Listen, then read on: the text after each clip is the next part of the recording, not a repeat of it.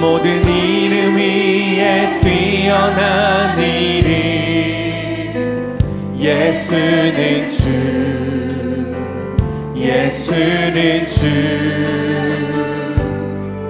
모든 무릎 꿇고 경배를 드리세 예수는 만유의 다시 한번 믿음의 고백입니다. 모든 이름 위에 모든 이름 위에 뛰어난 이름 예수는 주 예수는 주 아멘 모든 무릎 꿇고 경배를 드리세 예수는 만유의 주님 예수는 주 예수는 주 온 천하 만물을 얼어 귀보자 영광을 돌리세 예수는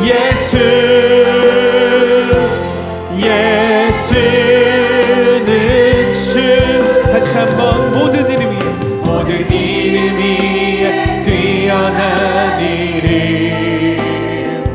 예수는 주 아멘 예수는 주 모든 무릎 꿇고 경배를 드리세 예수는 만유의 주님 할렐루야 예수는 주 온 천하 만물을 얼어 귀보자 영광을 돌리세 예수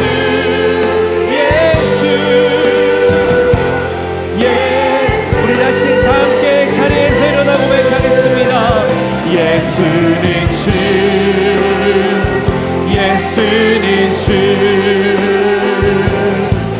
온 천하 만물을 얼어 아멘 귀보자 영광을 돌리세 예수는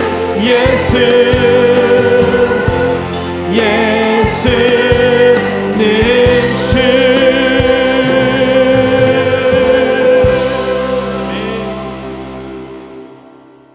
나는 그리스도라 하며 미혹하리라 라는 제목으로 하나님 말씀 나누겠습니다.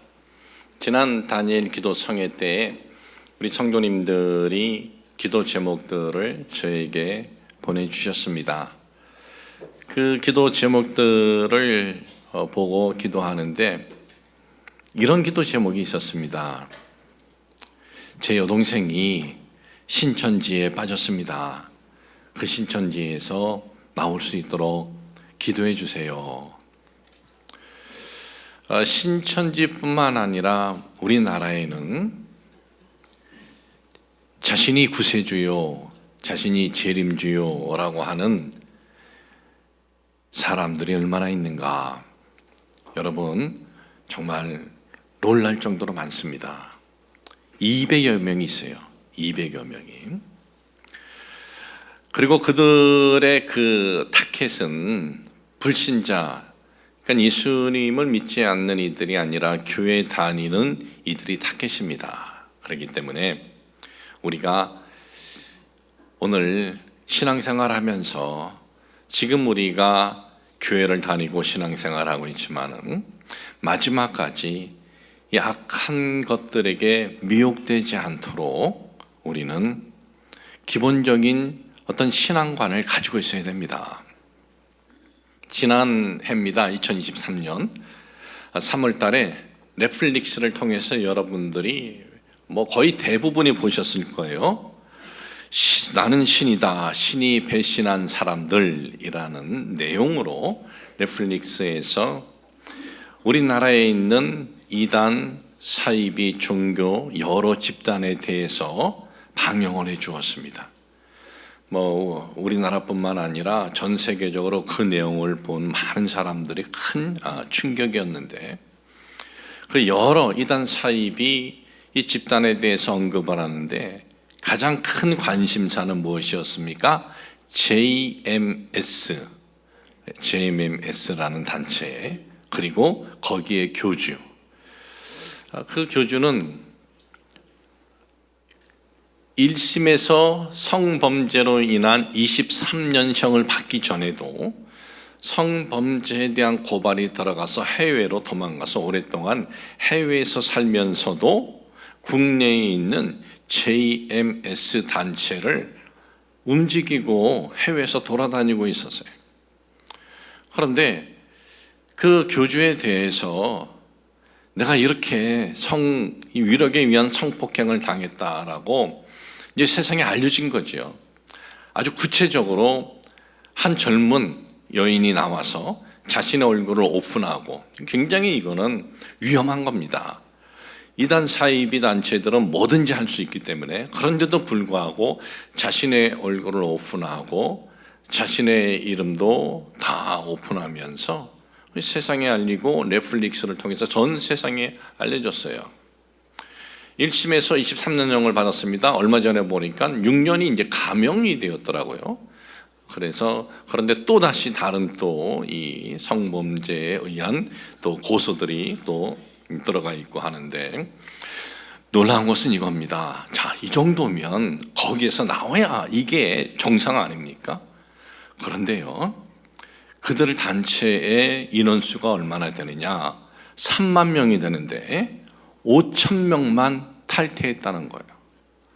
2만 5천 명은 아니다, 그거 다 거짓말이다, 우리 교주가 정말 이 구원자인지 믿는다라고 있는 거예요. 참 우리들로서는 이해가 되질 않죠. 그런데 세뇌당하면 그렇게 된다라는 거예요. 세뇌당하면. 한국 기독교 이단 상담소 협회라고 있습니다. 거기에 회장이 진용식 목사님이신데, 이분은 이단에 빠져 있는 사람들 수천 명을 거기서 구출하신 분이에요. 진 목사님께서는 이렇게 말씀하십니다. 나는 저런 데 안 빠져. 저거는 뭔가 좀 낮은 사람이나 빠지는 거지, 나는 그런 데 안 빠져. 그런 교만한 생각을 가지면 안 된다라는 거예요. 누구든지 거기에 미혹당하면, 저렇게 세뇌당하면 저렇게 된다라는 것입니다. 진 목사님께서 한국의 대표적인 이당 이 상담소를 끌어가시는 대표적인 분인데, 이분이 하신 말씀이 대한민국에 지금 구세주가 200명이나 된대요. 200명 중에 성공한 구세주가 있대요. 성공한 재림주가 몇 명이냐? 40여 명이 된대요. 그들은 왜 성공한 재림주냐 하면은 수천, 수만, 10만 단위로 그 단체의 사람이 모은 것이 이 사람들을 가리켜서 성공한 구세주라는 거예요.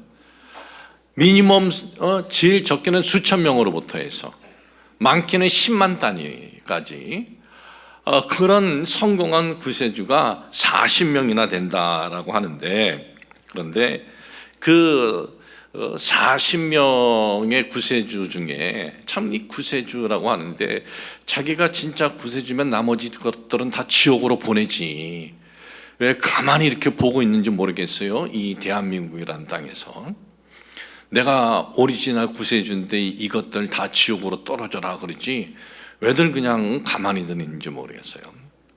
그런데 이들 중에 대표적인 곳이 3개가 있습니다. 대표적인 것. 이 전에는 이름이 안상홍 이름이에요. 증인회였는데 지금은 하나님의 교회로 이름을 바꿨고, 또 하나는 신천지, 그리고 하나는 구원파. 구원파는 이 세월호 사건으로 인해서 아주 구원파가 어떤 그 집단인지 우리 사회에 다 알려져 있기 때문에 오늘은 이 안상홍 증인의 하나님의 교회와 신천지에 대해서 말씀을 드리려고 합니다. 하나님의 교회 안상홍 증인인데요. 안상홍 이제 죽었습니다. 1985년에. 고 안상홍 이 사람이 이 하나님의 교회에서는 뭐라 그러냐면은 그가 하나님이다. 그가 성경에서 예언된 재림주라 그래요. 그러면서 무엇을 근거로 1985년도에 죽은 고 안상홍 씨가 재림주냐? 그 근거는 누가복음 1장 32절을 제시해요. 뭐라고 써져 있느냐 하면 그가 큰 자가 되고 지극히 높으신 이의 아들이라 일컬어질 것이요. 주 하나님께서 그 조상 다윗의 왕위를 그에게 주시리니. 이게 무슨 말씀이냐 하면 다윗의 왕의 계승자가 누구냐? 안상홍 이 증인의 이 안상홍이다. 왜 그러냐? 이 구세주는 다윗의 왕위를 계승하는 게 구세주인데 2000년 전 예수님께서는 공생의 사역을 3년 하셨어요.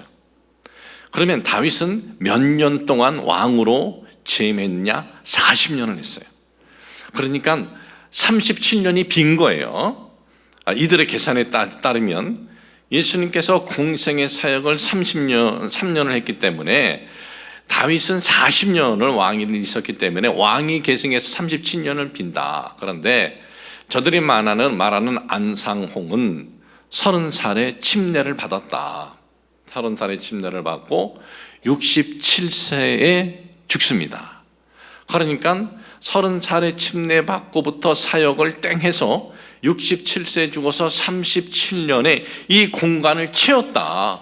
그렇기 때문에 우리의 재림주다라는 거예요. 이게. 그런데 여러분, 이렇게 어처구니 없이 짜 맞추는데도 세뇌당하면 믿는다는 거예요. 그러면 그들이 말하는 이 재림주가 1985년에 어떻게 돌아가셨느냐? 냉면 드시고 그리고 뇌출혈로 돌아가셨어요. 하나님이 면을 드시다가 뇌출혈로 돌아가셨어요. 그리고 저들은 남자 하나님만 있다 그러잖아요. 여자 하나님도 있다. 남자 이 하나님만 믿는 것이 아니라 여자 하나님을 믿는데 여자 하나님은 누구냐? 장길자라는 분이에요. 이 분이 어떻게 하나님이냐? 그것은 남자 하나님인 안상홍 씨가 이 장길자 씨를 가리켜서 그녀가 누구냐? 요한복음 21장 9절에 있는 말씀, 7 대접을 가지고 마지막 7 지향을 담은 7 천사 중 하나가 나와서 내게 말하여 이르되 이리 오라 내가 신부 곧 어린 양의 아내를 내게 보이리라 하고. 우리는 이 신부가 이 그리스도인들이라 이렇게 하는데 거기는 아니라고, 여자라는 거예요. 하나님의 신부가 있다는 거예요.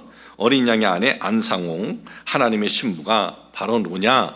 장길자라고 이제 그렇게 얘기를 하는 거예요. 그러면서 여자 하나님에 대해서 또 얘기하기를 갈라디아서 4장 26절에 보면은 오직 위에 있는 예루살렘은 자유자니 곧 우리 어머니라 그랬어요.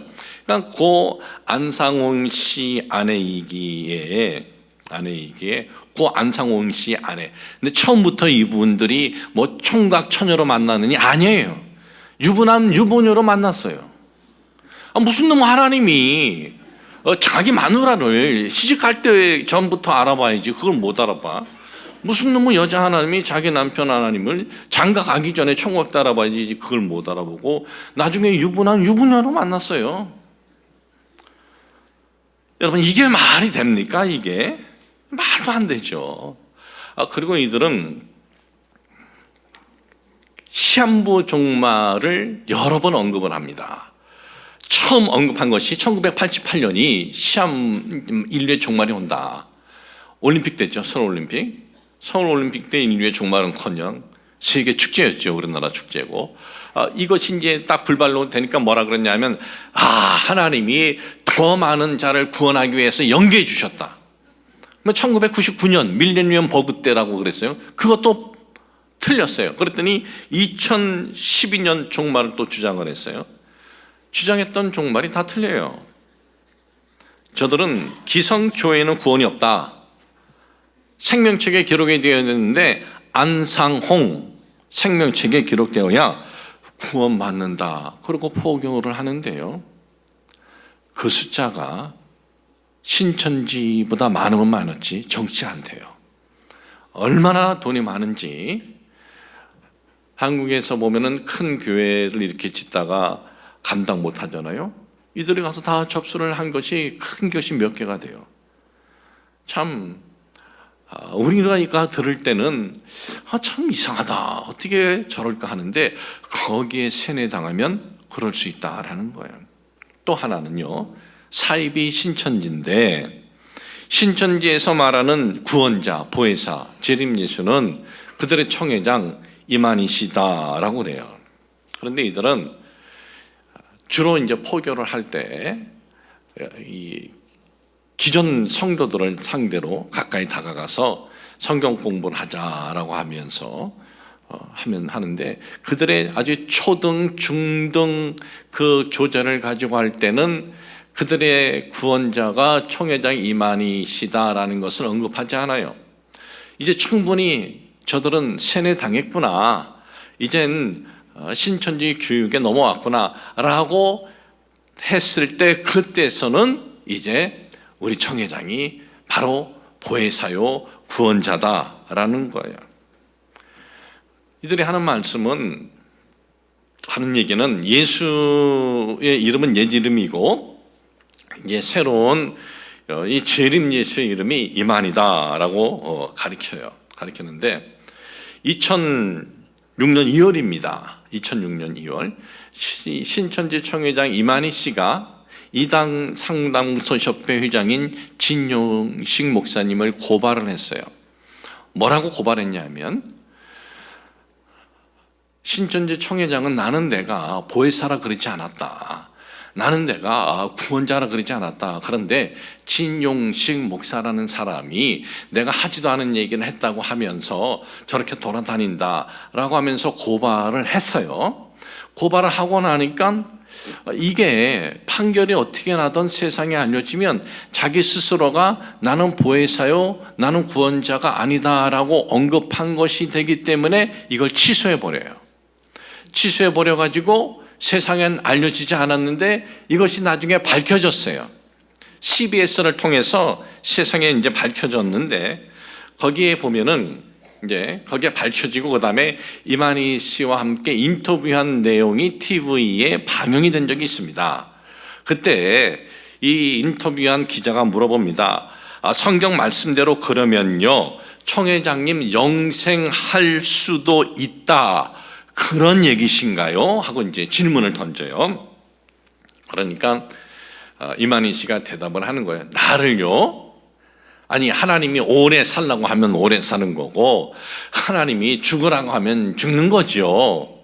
그러니까 이 기자가 아니 신천지 신도들은 총회장님 영생한다고 그렇게 다 믿고 있는데요. 그러니까 뭐라고 대답하냐면 그래요? 그러면 막걸리를 받아줘야죠.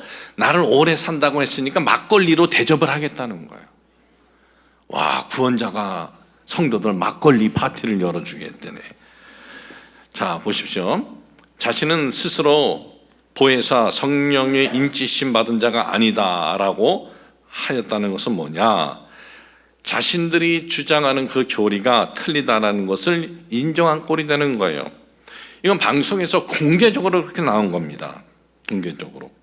동영상이 있고 라이브가 있는데 동영상으로 들어가면 한 달 전 거의 내용에 이런 내용이 나옵니다. 그리고 여러분들이 뭐 직접 확인하고 싶으면은 또 지금 하지 마시고 이만희 여강사 찍으면 돼요. 그러면 쭉 보면 내려오면 있어요. 거기 뭘 나오냐면은 30대 이제 중후반 때 신천지 여강사였어요. 여강사였다고 하면서 자기는 5년, 7년 동안 이 위력에 의한 성폭행을 당했다. 여기도 보면은 그녀의 얼굴을 그대로 다 밝혀요. 얼굴을 밝히고 자신의 본명도 밝히고 자기 목소리도 그대로 밝히고 그뿐만 아니라 신천지 총회장과 친근하게 가깝게 붙어서 사진 찍은 것, 그런 것도 다 올려놨어요. 이런 것을 다 밝히는 것은 뭐냐? 이것은 사실이다. 사실이 아니면 내가 법적으로 난 다 책임을 받겠다라는 거예요. 혹시 이 중에 혹시 신천지가 몰래 와 앉아 있다면 레인보우 리턴즈 이거 한번 보시고 그리고 한번 들어가서 보세요. 참 이런 확실한 내용이 있는데도 안타까운 것은 많은 이 신천지에 있는 사람들이 그걸 다 조작이다라고 한다는 거예요. 조작이다. 이거 조작 아니에요. 여러분, 한번 미혹당하면 이렇게 무서운 거예요. 미혹의 영이라는 것이 이렇게 무서운 거예요. 제가 오늘 여러분들에게 대한민국에 자칭 하나님 구세주가 200여 명이다 그랬고 성공한 재림주가 40여 명이다 그랬어요. 도대체 우리나라에 왜 이렇게 많은 하나님이 있고 많은 재림주가 있습니까? 여러분, 세계 그 어느 나라도 이렇게 많은 재림주 하나님 없어요. 다른 나라에도 기독교와 연관돼서 비슷한 이단들이 있긴 있어요. 그런데 그 숫자는 소수예요. 소수고 이렇게 크게 늘어나지도 않아요. 그런데 우리나라는 이 기독교 역사가 짧은데도 불구하고 왜 이렇게 정말 많은 이 재림주들이 왜 이렇게 많은가? 그것은 저들이 공통적으로 주장을 하는 교리가 있어요. 그 교리가 뭐냐? 해 뜨는 곳이 한국이다. 동방이 한국이다. 동쪽이 한국이다. 라는 교리예요. 이사야 46장 11절에 보면 이런 말씀이 있습니다. 내가 동쪽에서, 예전 성경에 보면 여러분들이 동방으로 봤을 거예요. 내가 동방에서, 지금은 이제 이 바뀌어진 것이 동쪽에서 사나운 날짐승을 부르며 먼 나라에서 나의 뜻을 이룰 사람을 부를 것이라. 내가 말하였은즉 반드시 이룰 것이요 계획하였은즉 반드시 시행하리라. 그러니까 이 동쪽, 예전은 동방이죠. 그곳에서 하나님의 뜻을 이루기를 부른다. 이제 요 말씀이 있고, 또 요한계시록 7장 2절에 보면 이런 말씀이 있어요. 또 봄에 다른 천사가 살아계신 하나님의 인을 가지고 해 돋는 데로부터 올라와서 땅과 바다를 해롭게 할 권세를 받은 네 천사를 향하여 큰 소리를 외쳐. 살아계신 하나님의 인을 가지고 해 돋는 데부터 올라와서, 그러니까 해 돋는 거 여기가 한국이다. 그리고 동쪽 동방이 한국이다. 이렇게 저들이 예언하는 것은, 그래야 이 한국인인 자신이 바로 이 예언의 성취자다라고 사기칠 수 있기 때문에 그런 거예요.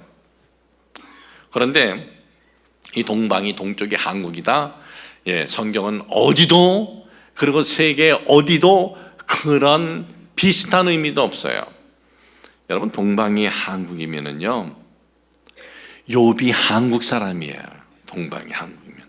자, 욥기서 1장 3절을 보십시오. 그의 소유물은 양이 7,000마리요, 낙타가 3,000마리요, 소가 500결이요, 암나귀가 500마리며 종도 많이 있었으니 이 사람은 동방 사람 중에 가장 훌륭한 자라. 그럼 욥은 한국 사람이어야 돼요. 그러면 우리의 이 하나님을 섬기는 우리의 역사는 이렇게 짧은데 수천 년 전에 욥이라는 인물이 한국 사람이라. 자, 또 마태복음 2장 2절에 보십시오. 유대인의 왕으로 나신 네가 어디 계시냐? 우리가 동방에서 그의 별을 보고 그에게 경배하러 왔다. 이 성탄절 때만 되면은 이제 교회 학교에서 선극을 하죠. 선극을 할 때 이 동방하면은 지금까지 우리들이 생각해 온 스타일로 옷을 입어요. 그러면 동방이 한국이면 가쓰고 이 한국 사람처럼 그렇게 옷을 입고 그러면 해야 돼요. 또 하나는요. 이 창세기 11장 2절에서 4절에 보면 이런 말씀이 있습니다. 이에 그들이 동방으로 옮기다가 신할 평지를 만나 거기에 거류하며 서로 말하되, 이 얘기가 뭐냐면 이제 동방으로 옮기다가 신할 평지에서 했는데, 이게 뭐냐면 뭘 했냐면 여기서 이들이 바벨탑을 샀습니다. 바벨탑을. 그러면 동방이 한국 쪽으로 옮기다가 중간에 그러면 이 한국과 그렇게 멀지 않은 곳에 바벨탑에 그 건설한 흔적이 있어야 된다라는 거예요. 그런데 성경은 어디도 동방을 동쪽을 한국이라 표현한 것도 없고, 그리고 해 뜨는 곳이 한국이다라고 한 적이 없습니다. 이 가짜 하나님들이 자신들의 이 사기를 치려고 만든 이게 교리예요. 그러면 동방을 어디로 언급을 하느냐? 기독교 대백과 사권, 기독교 대백과 사전 4권의 페이지 594페이지에 보면은요, 동방은 팔레스타인 등 동남쪽에 펼쳐 있는 아라비아의 일부 지역, 이렇게 표현되어 있습니다. 그러니까 동방교리 이거 다 상이다라는 거죠. 다 가짜다라는 거예요. 그리고 저들이 또 하나 공통적으로 이 재림 예수다라고 하면서 언급하는 이들이 공통적으로 하는 것이 있어요. 마지막 종말론이다. 이 마지막 지금 종말이야. 그러니 우리 교주 믿지 않으면 다 지옥으로 가는 거야. 그들이 내놓는 모든 공통적인 교리가 바로 시험 종말입니다. 시험 종말. 오늘 여러분들에게 봉독해드린 이 말씀에 보면은 이렇습니다. 이스라엘은 로마의 식민지였어요. 로마의 식민지였는데도 불구하고 이스라엘 그 예루살렘에 뭐가 든든히 있었습니까? 성전이 그대로 있었어요. 여러분, 이스라엘 민족에게 있어서 성전은 어떤 의미냐? 성전이 무너지지 않고 있으면 희망이 있는 거예요. 그러나 성전이 무너지면 이거는 큰 재난을 의미하는 거예요. 그래서 이스라엘 민족이 바벨론에게 나라를 빼앗기고 나라가 망했을 때 함께 나타나는 것이 뭐냐? 성전이 초토화가 돼요. 그러면 나라는 망하고 수많은 사람들이 죽어나가고 많은 이들이 포로로 끌려가는 거예요. 그런데 이스라엘은 지금 로마 제국의 식민지로 있지만은 성전이 번듯이 있는 거예요. 그러니까 저들은 자부심이 있는 겁니다. 우리에게 저렇게 성전이 있는 것은 희망이 있다. 우리에게 저렇게 성전이 있는 것은 뭔가 하나님의 계획이 있다. 그런 자부심이 있는데, 그런데 예수님께서 이 제자들에게 뭐라고 말씀하시냐 하면 저 성전 돌 위에 돌 하나도 남지 않도록 파괴된다 그런 거예요. 저들에겐 큰 충격인 거죠. 성전이 파괴돼? 그러면 큰 재난이 우리에게 지금 로마의 식민지인데 이거하고 비교가 되지 않는 더 큰 또 재난이 임할 것이냐 하면서 얼마나 불안해했겠어요. 불안해하니까 저들은 이제 예수님께 조용히 물어보는 겁니다. 뭐라고 물어보느냐 하면 오늘 읽어드린 본문 말씀 마태복음 24장 3절을 보니까 예수께서 감람산 위에 앉으셨을 때 제자들이 조용히 와서 이르되 우리에게 이르소서 어느 때에 이런 일이 있겠사오며 또 주의 임하심과 세상 끝에는 무슨 징조가 있사오리까? 이렇게 질문을 던져요. 이게 어떻게 보면은 그 다른 내용인 것 같아요. 어느 때 성전이 무너집니까? 그리고 그 마지막 때에 어떤 일들이 어떤 징조가 있겠습니까? 하면서 이 다른 두 내용을 물어보는 것 같지만 이건 하나 보면 어떻게 보면 하나의 내용이에요. 뭐냐면 성전이 무너진다, 성전이 파괴진다, 뭐예요? 큰 재난이죠.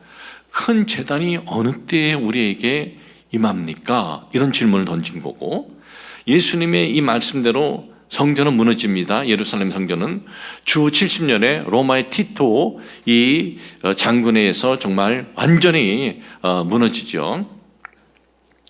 성전이 무너지면 우리는 큰 재난이 있는데 그거에 대한 이제 두려움도 있고 근심도 있고 걱정이 있는 거예요. 이런 질문을 던지고 또 하나는 마지막 종말이다. 그러면 그때 구원받지 못하면 다들 아주 큰 재난이 임할 것인데, 그러니까 같은 재난에 대한 이 두려움을 가지고 예수님에게 다가와서 질문을 던진 거예요. 그런데 예수님은 어떤 말씀을 하시냐 하면 성전은 언제 무너진다 그런 말씀하지도 않으세요. 그리고 이 마지막 때에 대해서 말씀을 하실 때 뭘 먼저 말씀하시냐? 오늘 읽어드린 이 말씀에 보니까는 뭐라 그래요?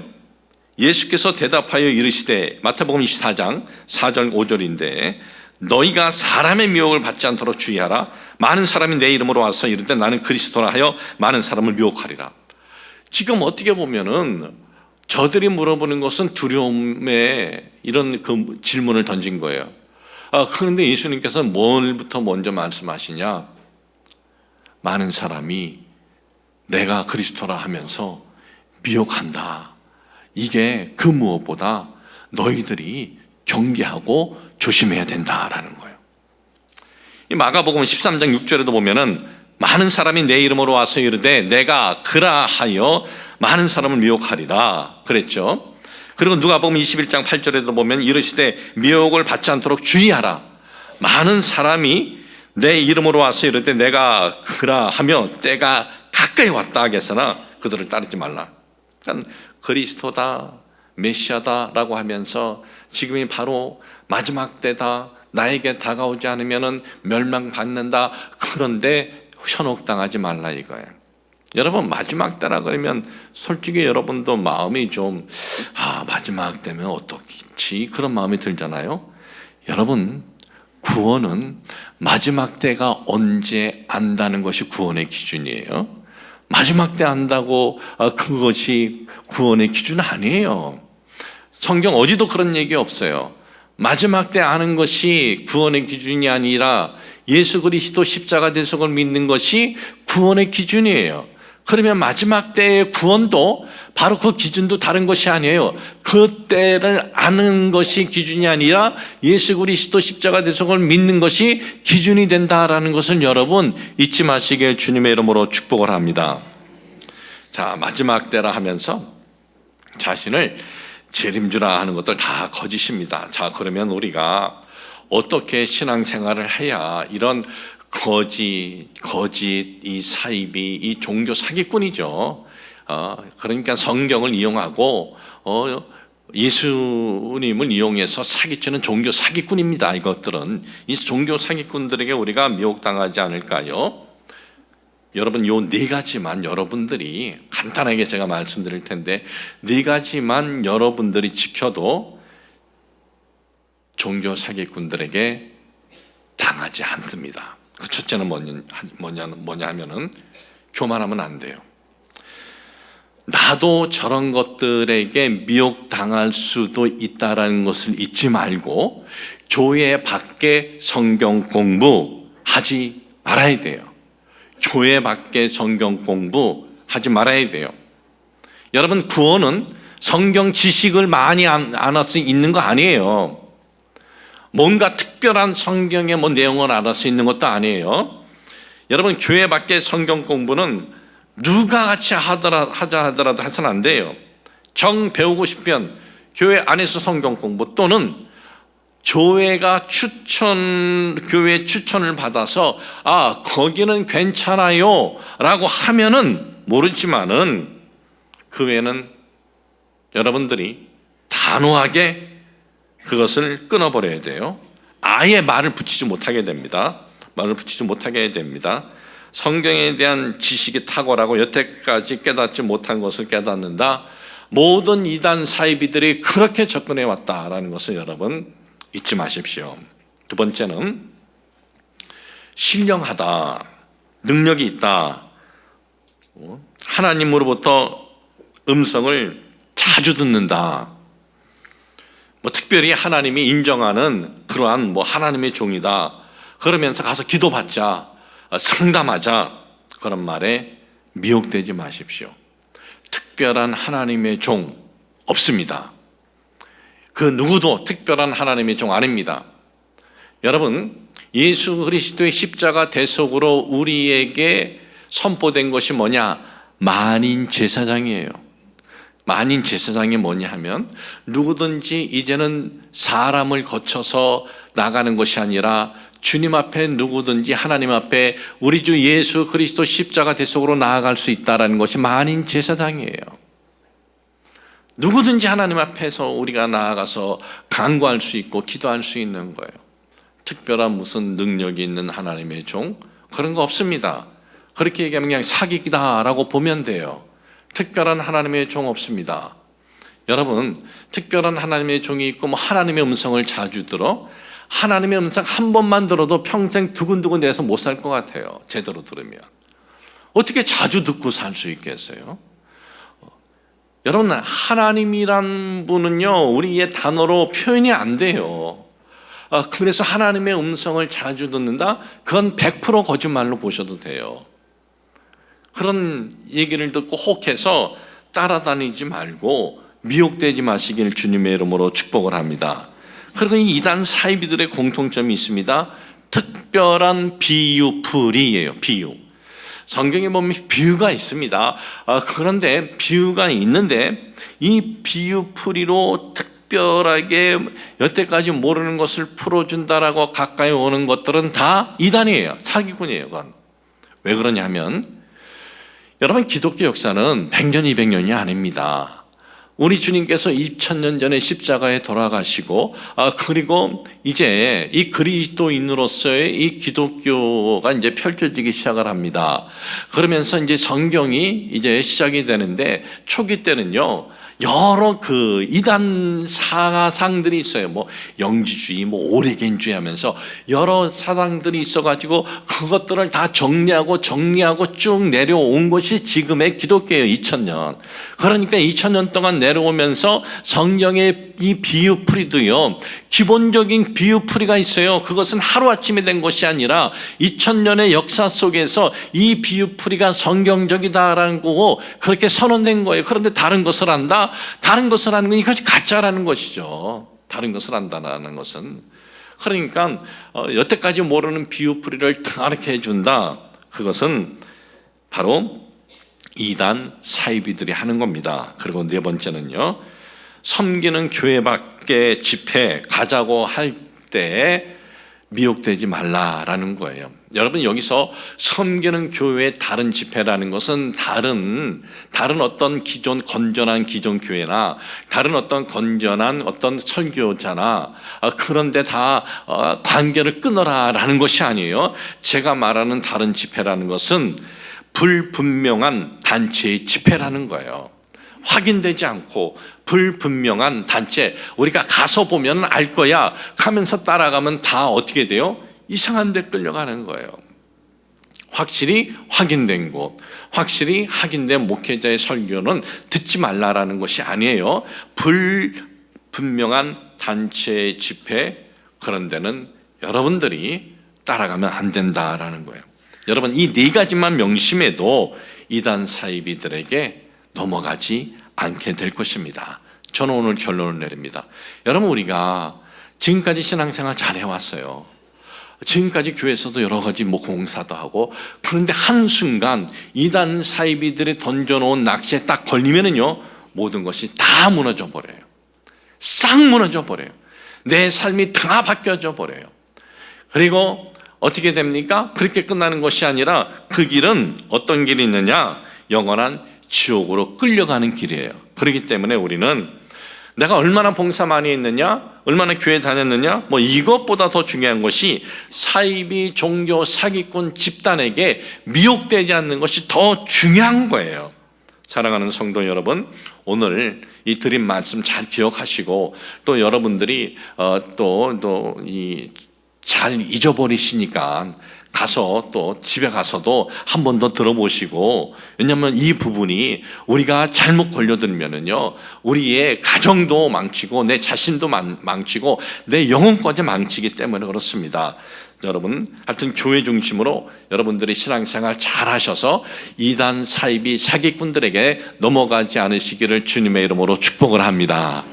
하나님 아버지, 저희들 주변에 왜 이렇게 이단 사이비 종교 사기꾼들이 많은지 모릅니다. 저희들 그런 것들에게 미혹당하지 않도록 하나님 지켜주시고 보호하여 주옵소서. 우리의 사랑하는 이들 중에 그런 것들에게 지금 빠진 이들이 있습니까? 그곳에 건져 주시옵소서. 예수님의 이름으로 기도합니다. 아멘.